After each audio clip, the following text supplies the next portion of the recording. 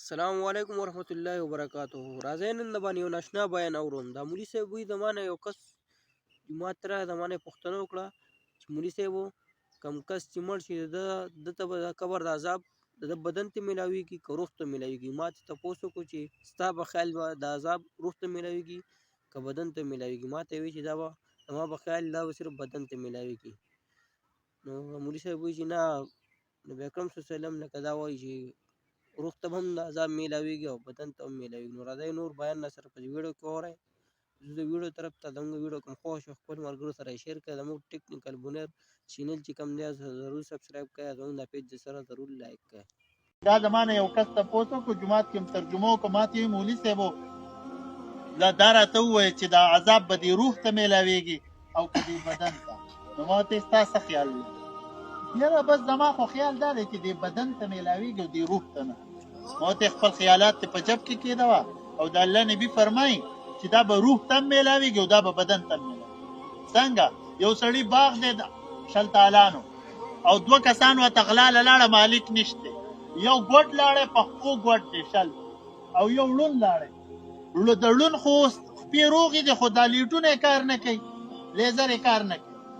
او دا بل خو په سترګو روغ دی خو هلته د خپو نه کمزوری شل تالو ته نشي ختی. نو کمپرومایز وکړي د یو بل سره.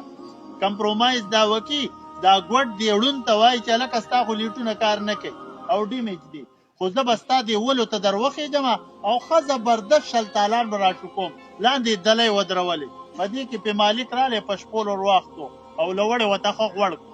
مخکې به اکثر زمونږ د ملګرو په دې لوړ کې هغه د پیپه زبردست شیزونه ورکړي، هغې به سم تاو اخېستو.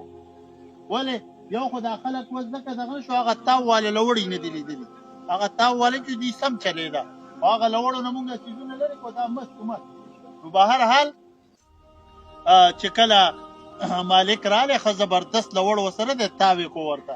نو ورته یې وې دغه ګوډ چې دی د دې ړوند د اوږې نه راکوز شو. اوس ګوډ تښتېدی نه شي، ړوند تللی نه شي.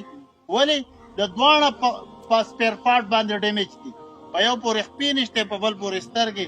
اوس چې مالک راشي کم به وایي عزتمندو، دا دومره شلتالان چې تباه کړي دي کم به وایي؟ دواړه به وایي که نه؟ که دا یو ورته وایي چې نه ما خو په ور اوږه کړی او ته راشو کولی دي، ما خو لیدام نه چې ستا بچه که دې څه کم ورغه ته لا پکې خبرې کوې چې قسم دې په دې لښتي کې سپلی کړه. نو عذاب سزا مالک چا له ورکوي؟ دواړو له ورکوي. اوس که دا بدن نه وی او روح وی نو روح څه کولی شوه؟ او که دا روح وی او بدن نه وی دې بدن څه نه شوه کولی؟ دقه شانته که دا ړوند نه وی نو دې ګوډ غلا نه شوه کولی، او که دا ګوډ نه وی نو دې ړوند څه نه شوه کولی. نو زما عزتمندو دا زمونږ بدن دی، په دې کې دننه روح دی، دې دواړو ته به عذاب میلاویږي. زما عزتمندو مرګ مونږ ټولو له را روان دی. بس ویډیو تر دغه پورې وه. زمونږ هم دا خیال راځي چې مونږ قبر ته لاړ شو نو زمونږ به کوم عذاب یې به زمونږ بدن ته میلاویږي، به روح ته میلاویږي. ځکه چې روح خو لاړ شي بر اسمان ته او بدن خو ښکته ځمکې کې وي، نو زمونږ دا خیال راځي چې لکه عذاب به زمونږ بدن ته میلاویږي خو روح ته نه. نو دغه یو ناشنا سوال هم و، ناشنا بیان هم و، تاسو اورېدلی ډېر خوښ شوی به مې او زمونږ دا پیج سره لایک کړئ چې داسې معلوماتي ویډیوګانې تاسو په ټایم باندې دررسي. که زمونږ د ویډیو څوک په یوټیوب باندې ګورو نو زمونږ د چینل سره ضرور سبسکرایب کړئ. ډېره مننه.